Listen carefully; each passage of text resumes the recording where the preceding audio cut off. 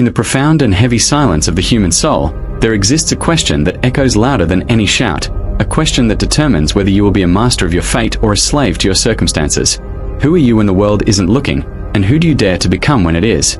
Most people walk through their existence as ghosts of their own potential, haunting the hallways of their lives, waiting for a permission slip that was never written and a validation that will never come. They look in the mirror and see a collection of mistakes, a history of failures, and a reflection shaped by the opinions of people who are just as lost as they are.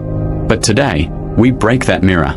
Today, we dismantle the machinery of insecurity and build something that cannot be broken. We are here to talk about confidence, not the shallow, fragile confidence found in a designer suit or a temporary rush of a compliment, but the architecture of absolute self-sovereignty.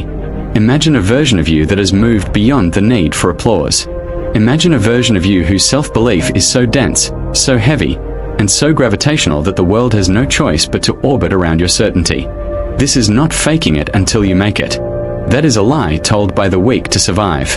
This is about a biological and psychological restructuring of your soul. When you possess a level of confidence that borders on the supernatural, your entire landscape of possibility undergoes a radical transformation. Opportunities that previously seemed like distant stars suddenly fall into your lap, not by luck, but because you have become a person who can handle the weight of them. High-level confidence changes the way your nervous system processes reality. When you walk into a room with total self-assurance, your brain stops scanning for threats and starts scanning for openings. You stop seeing no as a rejection and start seeing it as a data point. The social anxiety that paralyzes the average person evaporates because you have realized a fundamental truth. People do not judge you based on your flaws, they judge you based on how you project your value. If you value yourself at a premium, the world will pay that price. If you discount yourself, the world will wait for a sale. When you possess this internal fire, you become a magnet for high-value connections, for wealth, and for leadership, not because you are lucky, but because you have become a person who can handle the weight of those things without breaking. The greatest tragedy of the modern human condition is the inflation of the other and the deflation of the self. We have been conditioned from birth to put strangers on pedestals of gold, while we bury our own potential under layers of self-criticism. We look at the achievements of others and assume they possess a secret ingredient we lack, forgetting that every giant you see is a human being who bleeds, doubts, and struggles just like you do. The secret to invincibility is the dethroning of the world. You must realize that no one is fundamentally above you in the hierarchy of existence. The moment you stop inflating the importance of others' opinions, you strip them of their power to hurt you. Confidence is the realization that you are the primary witness to your own life. Why should the opinion of someone who has not walked a mile in your soul carry more weight than your own internal compass?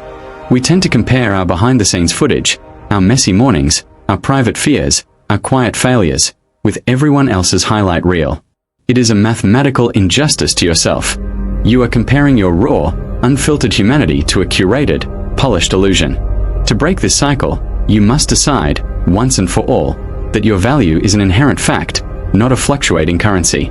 You must understand that confidence does not come from the clothes you wear, the car you drive, or the symmetry of your face. These are merely ornaments. True confidence is the silent roar of a soul that knows its own worth regardless of external circumstances. It is the ability to stand in the wreckage of a failed project and know that your value as a creator remains untouched. It is the wisdom to know that you are the mountain, and the opinions of others are merely the weather. The weather changes, the clouds pass, the storms howl, but the mountain remains. Let us dive into the deep waters of philosophy. True confidence is a fortress built upon the wisdom of those who understood that the self is the only thing we truly own. The Stoic philosopher Marcus Aurelius, the most powerful man of his time, wrote about the inner citadel. He understood that while we cannot control the weather, the economy, or the tongues of critics, we have absolute dominion over our own judgment. To be confident is to be a Stoic in the face of chaos. It is the realization that it is not what happens to you, but how you react to it that matters. Similarly, Friedrich Nietzsche spoke of the Übermensch, the individual who has the courage to create their own values rather than inheriting them from the herd. Most people are herd thinkers. They feel confident only when the group agrees with them. But the truly confident soul is a value creator. They look at the world and say, "This is what I believe, and I do not need your consensus to make it true." This is the highest form of self-value, to be your own highest authority. From a scientific perspective, confidence is a neurochemical state. It is the dance between testosterone and cortisol. When you posture yourself with strength, when you speak with intent, and when you hold your head high, you are engaging in a feedback loop with your brain. Research into neuroplasticity shows that we can literally rewire our brains for bravery. Every time you face a fear and survive, your brain strengthens the neural pathways associated with courage. This is why the highest value principle is so vital. When you anchor your value in things you can control, like your integrity, your discipline, and your work ethic, rather than things you cannot, like your looks or your bank account, you become unshakable. If your confidence comes from your clothes, you are one accident away from losing it. But if it comes from the way you think, from the value you place on your own character, then you are a king in any kingdom, even if you are wearing rags. Consider the psychological concept of self-efficacy, the belief in one's ability to succeed in specific situations. This is the engine of human achievement. When you believe you are capable, your brain actually functions differently. It becomes more creative, more resilient, and more attuned to solutions rather than problems. This isn't magic, it's biology. Your brain is a goal-seeking mechanism, and if you feed it the instruction that you are a high-value, capable individual, it will find the evidence to support that claim. However, if you feed it the instruction that you are a failure or a victim, it will find evidence for that too. You are the programmer of your own mind. You must audit your internal dialogue with the ruthlessness of a diamond merchant. Every thought that diminishes your power must be discarded as dross. Every thought that affirms your sovereignty must be polished and kept. We must also talk about the illusion of the spotlight. Most people live in a state of constant self-consciousness because they believe everyone is watching them, judging them, and waiting for them to trip. But the truth is both liberating and slightly humbling. Everyone is too busy worrying about their own insecurities to spend much time thinking about yours. When you realize that you are not the center of everyone else's universe, you are finally free to be the center of your own. This freedom allows you to take risks, to fail publicly, and to try again without the crushing weight of imagined judgment. True confidence is the death of the ego's need to be perfect. It is the birth of the soul's need to be authentic. Look at the history of the world's most influential figures.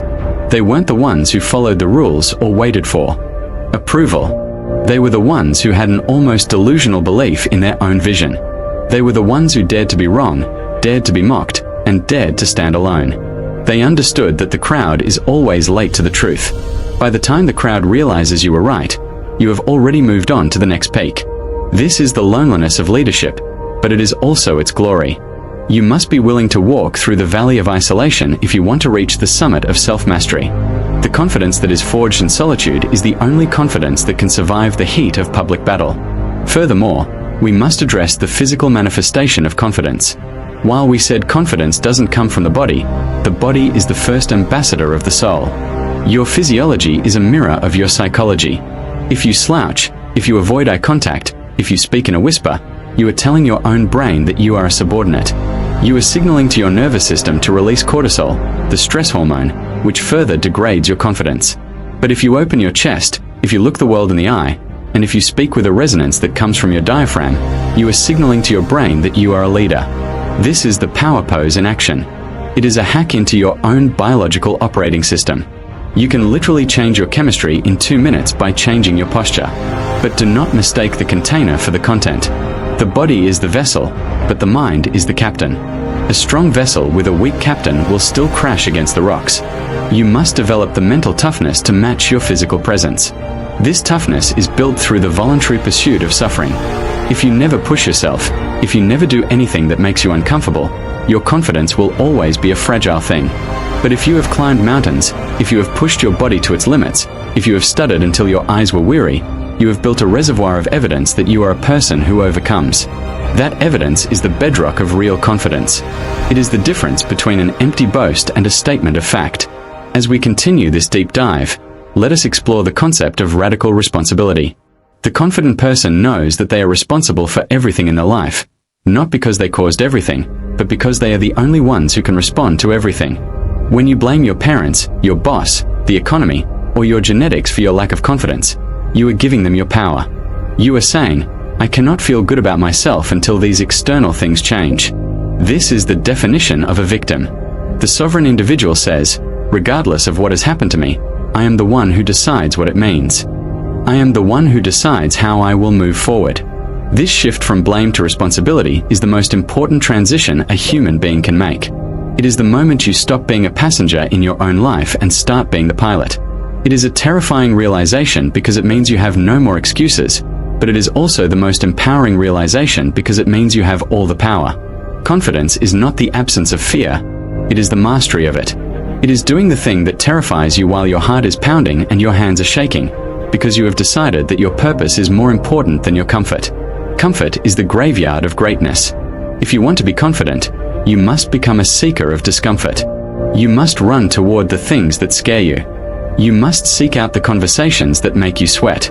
You must put yourself in positions where you might fail. Because on the other side of that fear is the version of you that you have always dreamed of becoming. The fear is the guardian of the gate. It is there to keep out the uncommitted. If you want the treasure of absolute self-belief, you must be willing to pay the price in courage. Let us reflect on the words of the great philosophers once more. Diogenes the cynic lived in a tub in the marketplace of Athens. He owned nothing, yet he was more confident than kings. When Alexander the Great, the conqueror of the known world, stood over him and asked if there was anything he could do for him, Diogenes simply said, "Yes, stand out of my sunlight." This is the ultimate expression of self-value. Diogenes knew that Alexander, with all his armies and gold, could not give him anything of true value, nor could he take away his internal peace.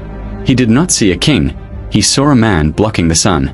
When you reach this level of confidence, you no longer see titles, you see humans. You no longer see obstacles, you see shadows. You realize that the only thing that can truly dim your light is your own decision to step into the shade. The world will try to convince you that you are small. It will try to sell you 1,000 different products to fix your supposed flaws. It will show you images of impossible beauty and wealth to make you feel inadequate. Do not buy the lie. You were born as a complete and perfect expression of life. You are a biological miracle, a consciousness that can contemplate the infinity of space and the depths of the ocean. Why would such a being ever care about the petty gossip of a stranger or the temporary sting of a social rejection? You are a star that has forgotten it can shine. You are a lion that has been told it is a sheep. It is time to remember. It is time to wake up. It is time to claim the throne that has been waiting for you since the day you were born. But remember, the throne is not a place of comfort. It is a place of responsibility. To be confident is to be a protector of your own vision. It is to be a steward of your own potential. It requires a daily practice of discipline and self-reflection. You must audit your life. Who are the people you are surrounding yourself with? Are they builders who challenge you to be better, or are they anchors who pull you down to their level of insecurity? Insecurity is contagious, but so is confidence.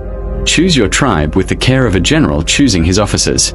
Surround yourself with those who reflect the version of you that you are becoming, not the version you are leaving behind. And as you grow, as your light becomes brighter, do not be surprised when some people try to blow it out. Your confidence will be a mirror that reflects their own lack of it. They will call you arrogant, they will call you selfish, they will call you delusional. Let them. Their labels are not your reality. Their words are just the sound of their own fear. Keep your eyes on the horizon. Keep your feet on the path. You are not building a life to please the spectators. You are building a life to honor the architect. And the architect knows that the greatest work of art you will ever create is yourself. So, take the chisel in your hand. Strike the stone with precision and strength. Cut away everything that is not you. The fears, the doubts, the inherited beliefs, the social conditioning. What remains will be the masterpiece. What remains will be the untouchable self. The era of playing small is over. The era of the architect begins today. Go forth and walk with the weight of the universe in your bones. The world is not something that happens to you. It is something you create.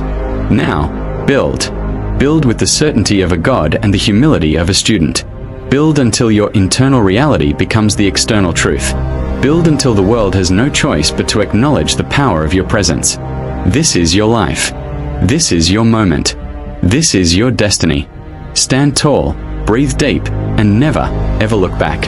You are the one you have been waiting for.